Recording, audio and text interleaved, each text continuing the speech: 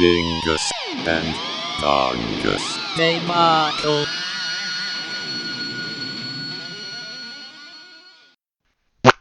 Episode 32.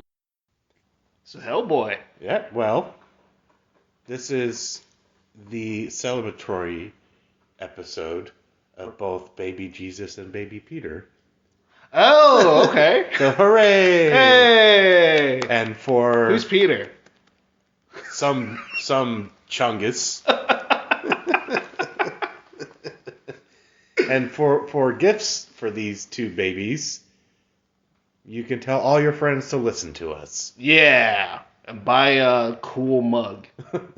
Or make a suggestion on what you'd like to see, and we could probably make it happen. Probably. Yeah. There's nothing too obscure.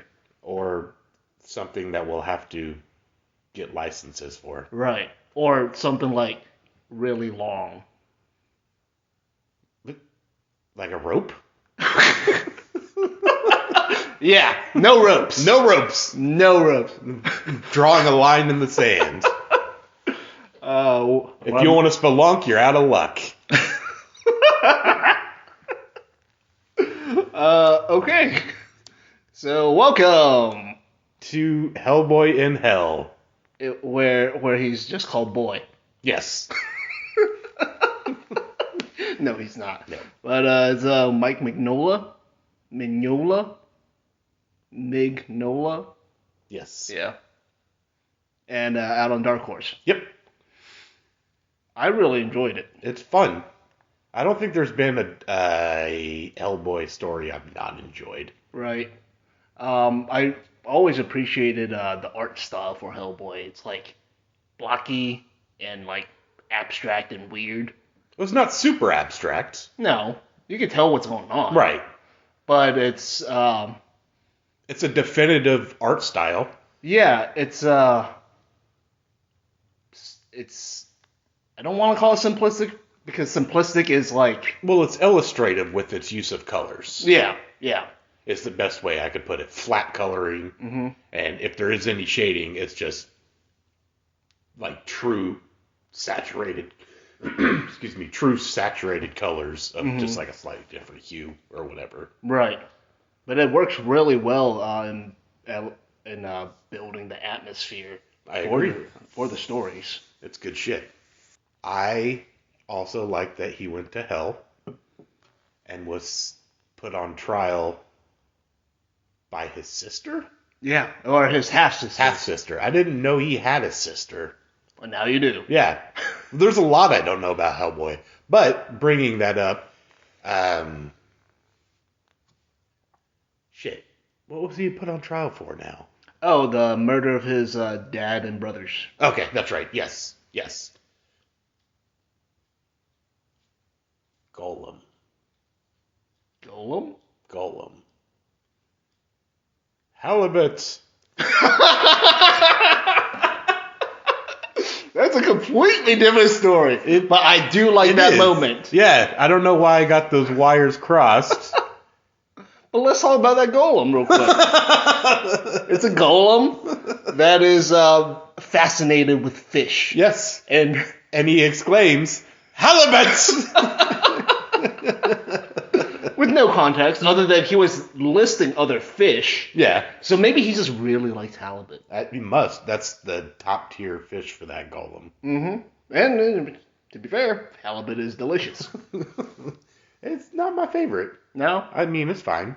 Okay. But I go for a different fish. Like what? Like a salmon. Salmon? Yes, or a tuna. Yeah. And now I kind of want a tuna fish sandwich. I had tuna and crackers the other day. It was delicious. Hell yeah. And then also, I thought it was hilarious. So that was like towards the middle of the story as Hellboy's going through hell. But up front, he is playing a card game, or getting ready to play a card game, presumably with death at that point. Mm-hmm. And Hellboy goes, "What are we playing?" And Death's just all like, "It doesn't matter. They're all the same. They're all the same to me," or whatever. Right. And then he flips the fuck out And, like, I guess Hellboy betrayed him previously, and he's turned into a bat and, like, freaked the fuck out. Right. And smacked into a wall or a cross or something. Yeah. And it was so funny, because he was just this little tiny bat, and was like, boing! Yeah. And he's supposed to be menacing and angry, and he just was clumsy bat that ran into something. Yeah, and, like, Mike does a good job, like, injecting humor wherever, like, it fits. Yeah. And it doesn't feel forced. It's Nope. just like, ha-ha. Nice little chuckle in this not necessarily funny story. No, it's pretty grim and a little depressing. Yes. Yeah, because, I mean, like, Hellboy fought his entire life against, like, supernatural creatures, and now that he's dead, he doesn't get any rest. Nope. He has to fight some more. Yeah, he gets a different dimension or a different world, he even said. Right. Trading one world for another. And it's still the same shit. And it's the same fucking shit. Yep. Yeah. And speaking to that grim world-building note, the river of blood, or lava, blood, Yeah. whatever, the source of that is Satan's cut throat. Yeah. Holy shit. That's a lot of blood in a normal-sized being's body. It's pandemonium amounts of blood. Wow. You think he just, like, feels really tight all the time, and that's why he's, like, evil and angry? Yes. the pressure's just... Right. Yeah. Because you know, like, if you work out or whatever, you get a pump, right? Yes. It's like an extreme version of that.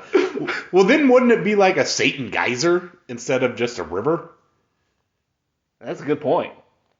This is like Old Faithful. Well, no. Well, maybe it's, like, really thick, so you can't get a lot of, like, whatever it is. It doesn't jet out because it's too thick, so it just kind of bubbles out. Yeah.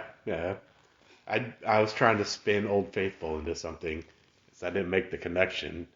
But then, like, Old Faithful of Satan blood, you could still be faithful for Satan, right? Like, Oh, yeah, sure. I mean, that's what, like, the princes of hell, right? yes, Satan guys. So I mean, so Yellowstone is a portal to hell, is what I'm Yeah. getting at. Okay. And Old Faithful is actually, fuck. Now, I was trying to make a joke about Old Faithful, but I can't do it. It's Satan's vagina. I was trying to connect Old Faithful with Old Scratch. You ever heard Old No. Scratch? I'm almost like 99% positive that Old Scratch is like a nickname for the devil. Oh, for real? Yeah, from the South. Ah. Yeah. So it's like Old Faithful, Old Scratch. There's something there. I can't get there. Yeah, I like that neither of us could get where we needed to. Nope. We are not very faithful. We're old, though. Yeah. We're old. We got half the equation. How did you feel about the monster thingy yelling? Was it Halibut? Halibut! Yelling Wilbur? Wilfred? Anyway, the creepy monster that was chasing after the dude, and the dude's like, take this petrified cat and this coffin out Catman, into yeah. the alleyway, and I'm going to lay in it and do some nanny, shanny, banny stuff. And then he laid inside a coffin while Hellboy fought this giant monster Right. that was yelling this person's name. And it boiled down to how I took it was he was putting a spell on this petrified cat or whatever, and then the cat became alive and started escaping. Mm-hmm. And then Hellboy is another instant of Mike giving you some humor, because the cat's freaking the fuck out and he's holding it by the tail. He's like, I'm fucking trying to hold on to it. And his resolution was to, like, uppercut the cat. And there's a panel where it looks like the cat's just basically doing a cartwheel into outer space. Yeah. It's not outer space. But, Right. And that was hilarious. And to add even more to that, the trope that if it fits, it sits with cats in boxes. I don't know if he meant it, but there was a cat in a box, and this giant monster got its soul inside this petrified cat in a box. And that was the resolution for getting rid of that giant monster, was a cat in a box. And I thought it was cute. If it fits, it sits. If it fits, it sits. And it fit really well. Now that's a fun sequence, and like from what I remember, like the giant dude was just like pissed off about nothing. Yeah, I didn't. He was just. It was like somehow like the dude like quote unquote wronged him in life, and now he spent his eternity like I guess like taking the dude to court in hell. That's where yes, the hell court, and he got off. Yeah. That's why he was upset. The dude was pissed or whatever, and he got off. He was like, "Oh, you're free to go." Mm-hmm. He's like, "What the fuck?" Now it's gonna be a giant. Yeah. I could have done this earlier, but I want to go through the proper channels. The system fails yet again. Exactly. You got to punch cats. Don't punch cats. Unless their name is Goblin. Oh yeah. Don't do it. That's just a bad joke. Don't actually do it. Just poke him in the stomach a couple times. Yes. That's what he gets.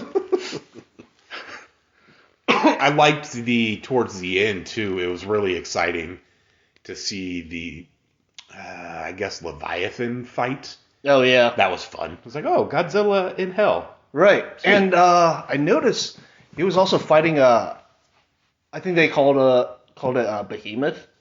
Yes. Yeah. And I noticed the design looked very similar to the creature in the movie, with the first one, with the weird that kept regenerating, and has got like weird club arms and shit.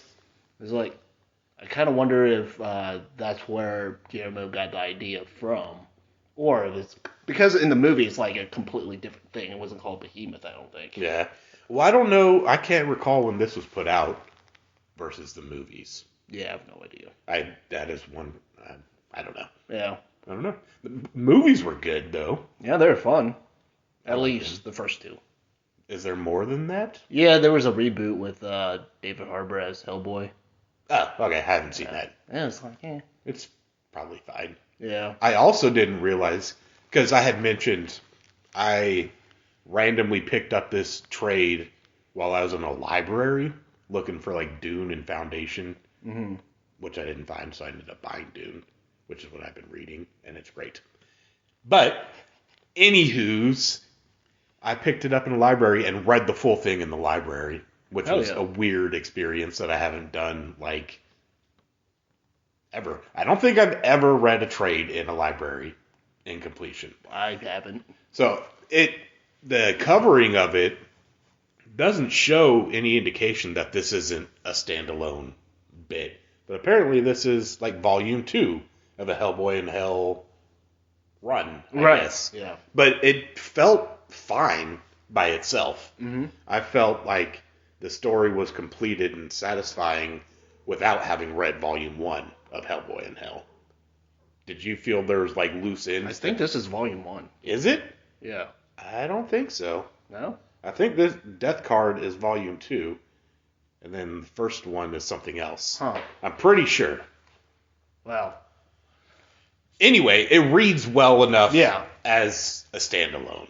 Yeah, you don't need too much background information. Maybe know who Hellboy is and what he did in life. Not even. Like, this is... If you don't know anything he did in life, this is still just a Hellboy character in Hell that's disconnected well. If you do know, cool, but I don't think you need to know. Yeah, I suppose. Like his paranormal investigation crap doesn't matter on this. These are just weird standalone. Yeah, for the most part, yeah. Supernatural things. And I feel like, at least with the Hellboy that I've read, a lot of it is like a bunch of standalone stories. Yeah. Anyways. Okay.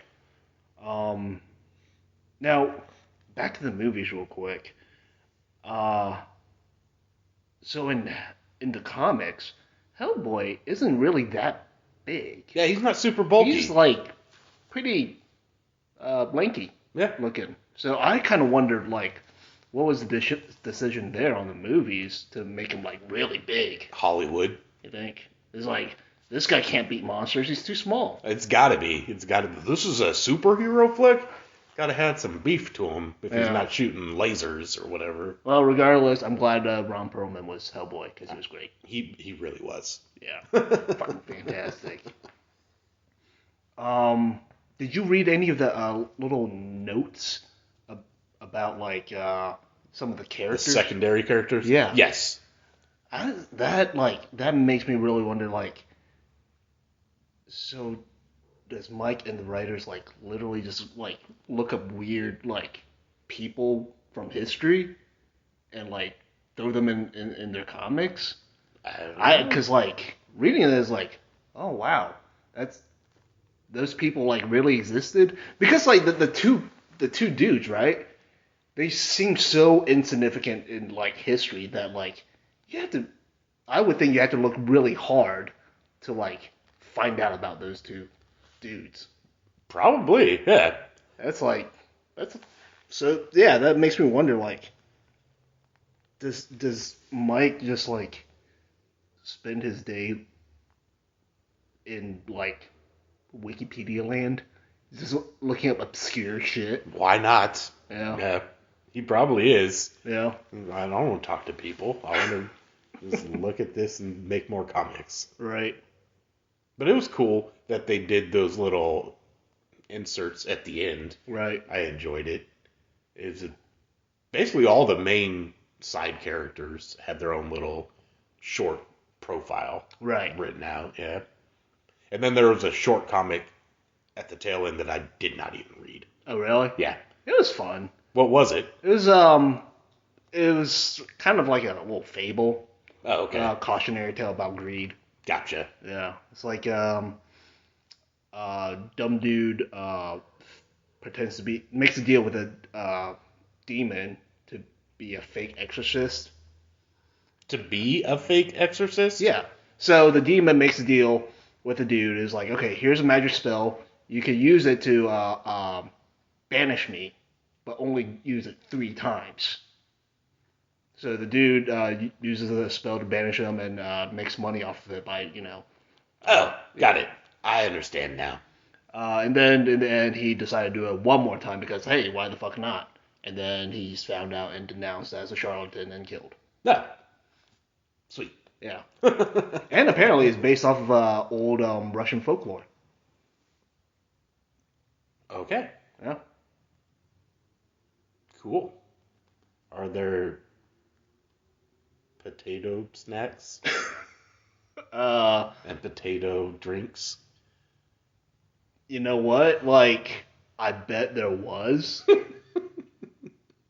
It wasn't specific, but yes, it was. Potato snacks and potato drinks.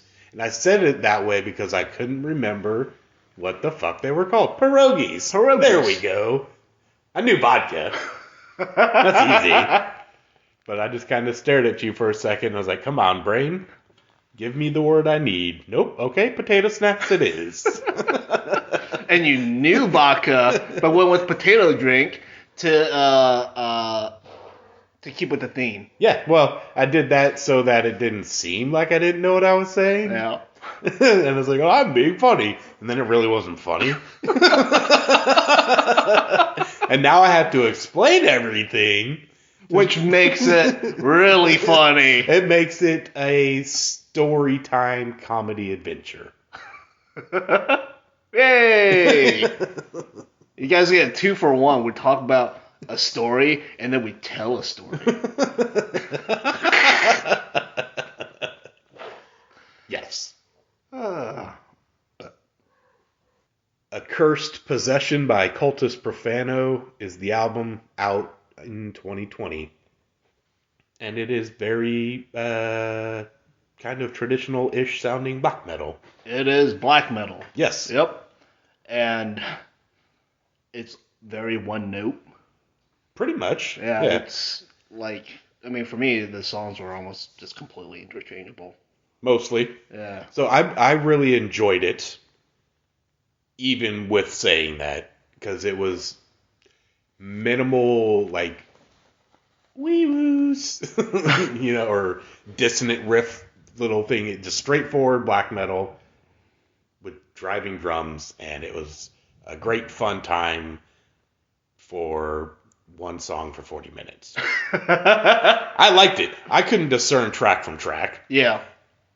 But it was giving me what I was wanting. Yeah. I was like, cool, whatever. But it doesn't have those, I guess they're called hooks, or any standout recognizable moments. Right. They had some cool riffs. They had some cool driving drums and black metal vocals. And it was hitting all the black metal notes. And I was happy with it. Yeah, I mean, for me, this would be, like, there'd be something fine to put on, like, maybe at a gathering or a party or something, just, like, as background music to not really pay attention to. Yeah. Playing Magic, put it on. Right. Yeah. I don't find myself, I don't see myself listening to this album again, really. Just, I don't know, it's just nothing about it got me really excited. Yeah. If it comes on, I'm not gonna object. Right. But okay. So how many albums like have you listened to where it's literally just in one year and out the other? Like I can't answer that because it's in one year out the other. Fair. I know I've listened to a lot. Yeah. This is one of them. Yeah, it's like I processed the experience as it was happening, and then the minute it was over, I remembered nothing about it. Yeah. Which, Well, it's black metal, but it was good doing the basic tenets. It does black metal well, but like beyond that, for me, there's just nothing making it stand apart from anything else, really. Yeah. But then again, at the same time, I'm not nearly as versed in black metal as maybe some other people. Right.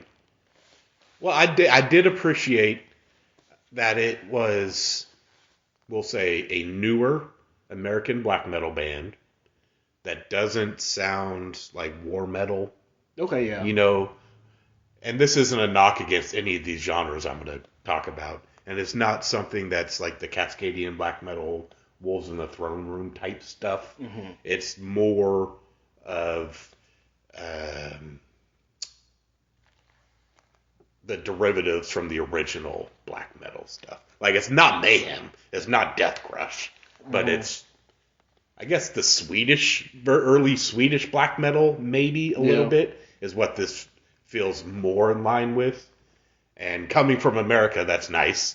It's like, we have something that's not these blasphemy worship or folky black metal type stuff. Like, right. This is just straightforward, simplistic in nature, which is fine.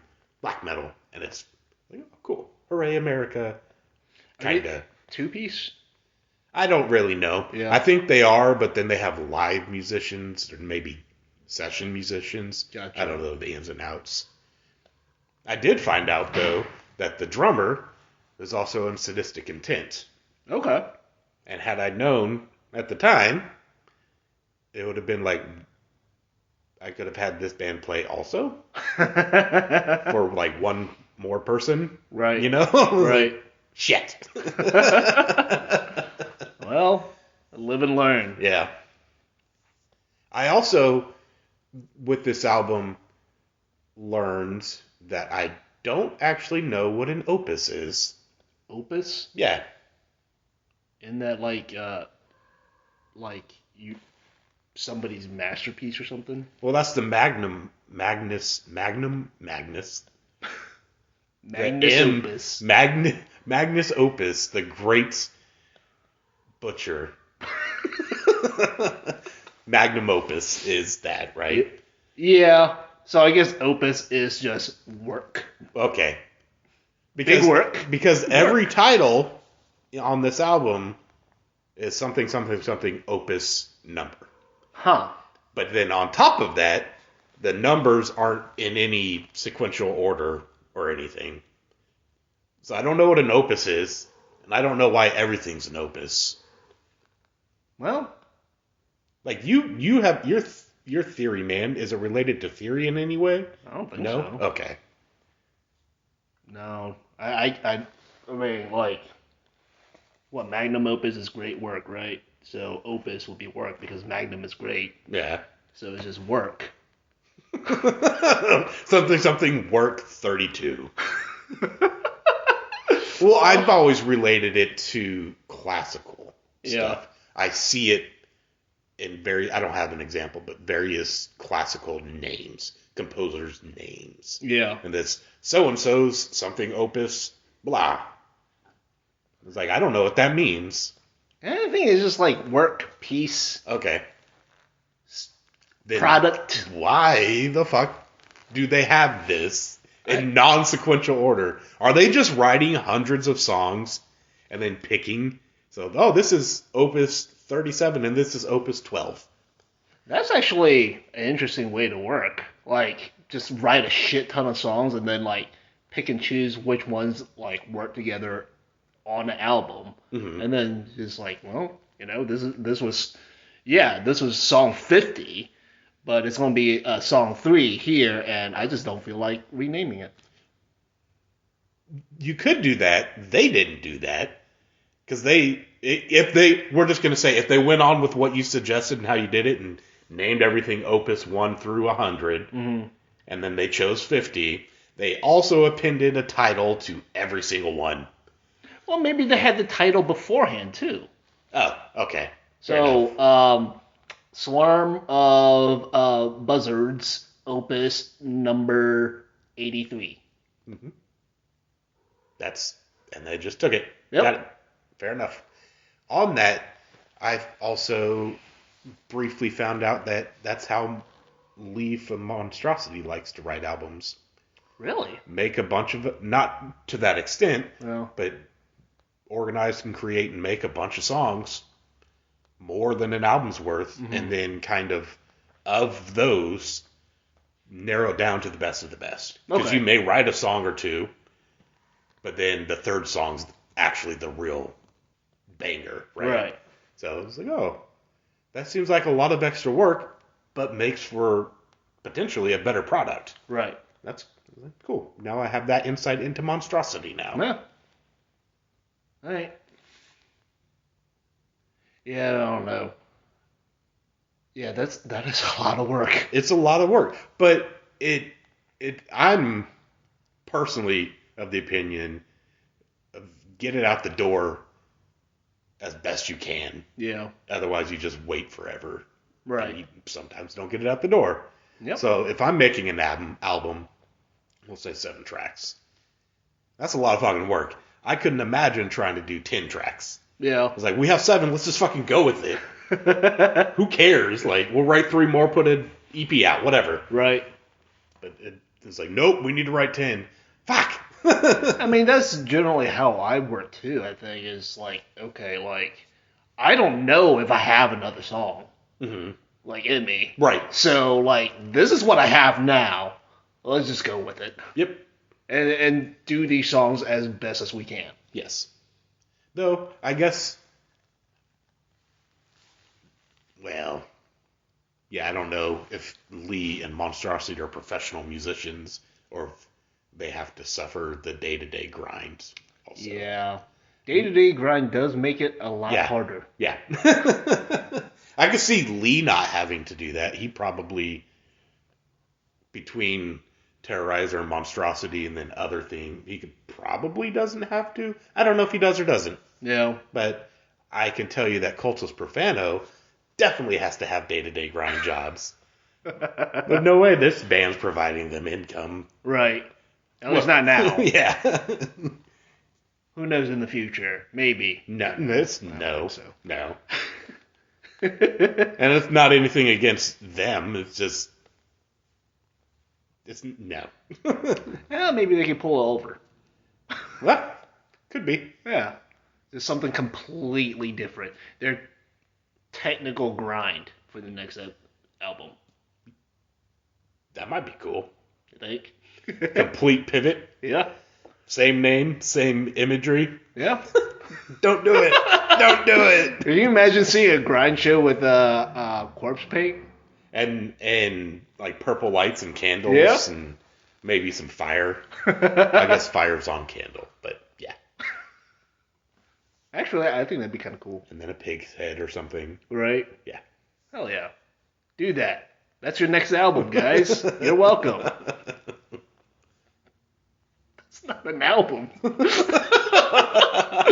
That's not an album. That's just like, here's your next show, Yes. but also play different music. Mm-hmm. Okay.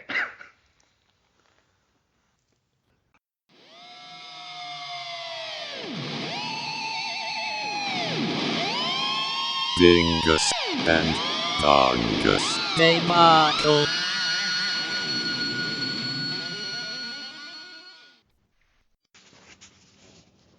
Cornbread wants a scratch pad. It's my scratch pad. She looks like she's guilty of doing something. But she's doing it anyway. Maybe she pooped. It's like, well, I'll just come here and look cute, so nobody will get mad. Yeah. And that usually works. Mm-hmm. I'd take all our anger and frustration out on that one. Stupid goblin. How dare you don't poop. How dare you make cornbread poop in the wrong spot? Yes. Run away in shame.